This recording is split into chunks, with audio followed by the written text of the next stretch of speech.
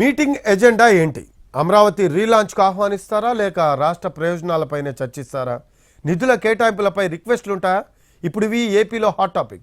ఇవాళ ఢిల్లీకి వెళ్లనున్న సీఎం చంద్రబాబు ప్రధాని మోడీతో సమావేశంలో ఏం చర్చిస్తారా అనే ఆసక్తి పెరుగుతోంది. AP CM Chandrababu Delhi tour political సర్కిల్లో ఆసక్తిని పెంచుతోంది.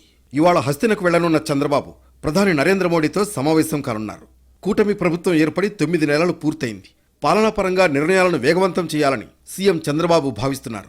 అలాగే పోలవరం ప్రాజెక్టు కంప్లీట్ చేయడం, మిగతా ప్రాజెక్టులకు నిధుల విషయంపైన చర్చించే అవకాశం ఉంది. నిధుల విషయం పక్కన పెడితే ఈసారి చంద్రబాబు ఢిల్లీ పర్యటన కీలకంగా కనిపిస్తోంది. మోడీతో జరిగే సమావేశంలో చంద్రబాబు స్పెషల్ రిక్వెస్ట్ చేసేందుకు సిద్ధమైనట్లు తెలుస్తోంది. అమరావతి రీలాంచ్కు ప్రధానిని ఆహ్వానించే అవకాశం ఉంది. రాజధాని అమరావతిపై కూటమి ప్రభుత్వం ఫోకస్ పెట్టింది. కేంద్రం కూడా అమరావతికి ఆర్థికంగా తోడ్పాటు అందిస్తూ ఉండడంతో రీలాంచ్కు మోడీని ఆహ్వానించే అవకాశం ఉంది.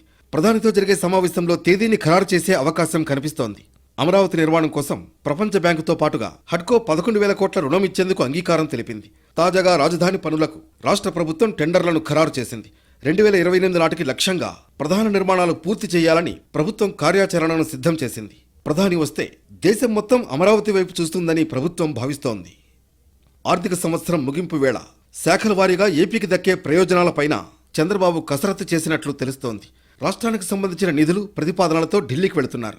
ప్రధాని మోడీతో పాటు కేంద్ర మంత్రులను కూడా చంద్రబాబు కలిసే అవకాశం ఉంది. మరి ఈసారి ఢిల్లీ పర్యటనలో ప్రధాని టూర్ షెడ్యూల్ ఖరారవుతుందా లేదా చూడాలి.